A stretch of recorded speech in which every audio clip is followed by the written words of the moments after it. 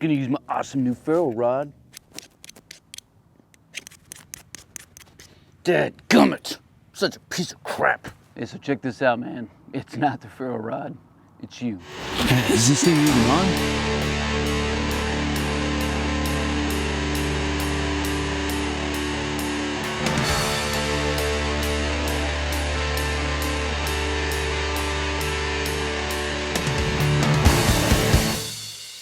Hey, welcome back to the channel, friends. As always, man, it is good to see you. So today I want to show you what is, in my opinion, the best ferro rod striker on the market, because every one that they send to you is just an absolute piece of garbage. So I'm going to show you a couple different things that you can put in your kit bag and what I think is the best one that's out there. And hey, if you want to master your field craft or develop your tactical virtue, make sure you subscribe to the channel and click that notification bell so you can stay up to date on some future content. Now let's get this thing going. So if you've ever used a Bic lighter, or any lighter for that matter, that has a striker, you're using a very small, it's not microscopic, but it is a small ferro rod that's underneath the striker that the steel is striking. And all a ferro rod like this is just a large, grown up, you know, like somebody shot an enlarger maker gun at it, you know, like Spaceman Spiff or something, and they made this thing super huge, right? Super huge. Now you'll notice on this side, you know, we have some coating, and on here it's all taken off. So that's really the first tip I can give you, man, is take off all of that coating. That coating is going to prevent good strikage from happening. And yes, strikage is now a word. It's in the dictionary. Go look it up. So I actually don't even have the striker that came with this ferro rod, which, by the way, tip number 2, every ferro rod is made the exact same way. Every Ferrocerium rod is made the exact same way out of the exact same materials. So there's no difference between a $30 ferro rod and a $15 ferro rod. All you need to do is to decide, you know, what length and diameter, things of this nature. And once you have that figured out, then just buy the cheapest one you can, because they are all the same. They're all the same. They're all the same. And what I was using earlier was just a small P38, and it's probably similar materials, but you know, the problem with strikers that come with ferro rods is they don't have a lot of carbon in them, and so that it's that carbon that we need in there that when we're striking this thing is going to work fantastic. So let's take a look at a couple aftermarket strikers that you can put in your kit bag and figure out which one that you want to put in. I'm going to show you the absolute best one, and we'll get a small fire going, and I'm going to make some coffee. All right, so here we go. So I'm just going to put down a little piece of hemp, right? Just some rope, and we'll see if we can't get this thing going. So first off, we're going to use the old P38, if I can keep it in my hands. Every now and then I can get a spark, but it kind of sucks. All right, so next up is the old triangle file.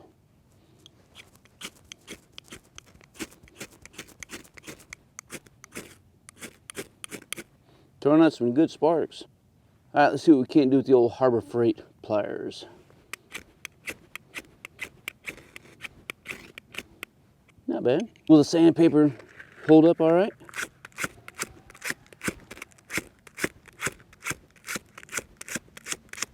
Not bad at all. Right, but what I want to show you today is probably the world's best ferro rod striker, and that's the pruning shear sharpener. This thing is amazing. You can pick this thing up at any hardware store for between $5 to $10, and the reason it's so good is because the tip of this here, the actual sharpening piece, is 100% carbide. So when you strike it, it is absolutely amazing. Take a look at the strikes on this thing.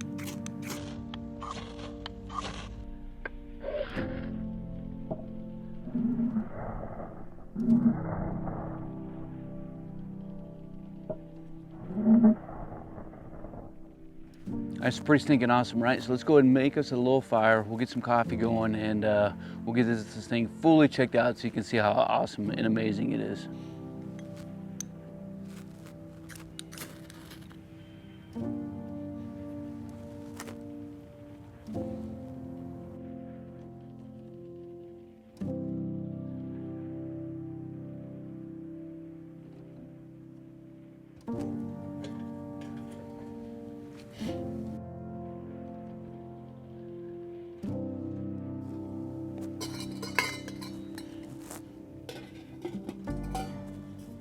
Right, so why are ferro rods so popular?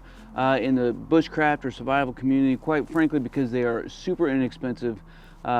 Truth be told, they're probably cheaper to come across than you know, some good English flint, which, by the way, ferro rods and flint are not the same thing. Ferro rods are put together by man. Flint is just you know, it's mined, it's a piece of rock. You know, it harkens us back to doing things with our hands and just surviving and taking care of the basic necessities of life.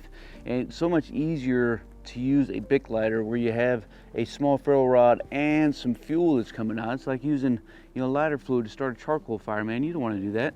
And you know, a ferro rod this size, which I want to say this one's like 6 inches by a ½ inch, so it's pretty decent size. 30,000 strikes out of this thing, and I mean, it's just absolutely unbelievable. I don't even know. So with, you know, the ferro rod that you do have in your lighter, which is a lot smaller, I mean, you're gonna run out of fluid before that ferro rod goes out, unless you just abuse it. Now, I believe that you need to have both in your kit bag. You need to have more than one way. You need to be redundant in your ways and means of making a fire. But because we're talking about a motor skill, things can go wrong at any point in time. And so that means you need to go out and practice. You need to master your craft, man. I say it all the time, but that's exactly what you need to do. You need to master your craft. So if that means you come out to the backyard and you start a small fire and you make some coffee, then so be it. Let's do it, man. Let's have some fun, but you have to practice. Let's see if I can't zoom in on this thing. It's gonna be difficult on me. You can see, you know, I'm totally abusing this ferro rod by using the striker, and that's because it is literally scraping away every time I go with, because it is a sharpener, every time I strike down the edge, it is literally pulling some pieces off. You know, there's additional sparks on the ground, and that's one of the reasons why I love this thing, because it is scraping off little pieces of ferro stick onto the ground and onto where I'm trying to start and get a fire going. And then when that strike actually goes and it takes off, bam, there's like a secondary ignition point. It is beautiful, it's awesome. That's why this thing is amazing. Looking good.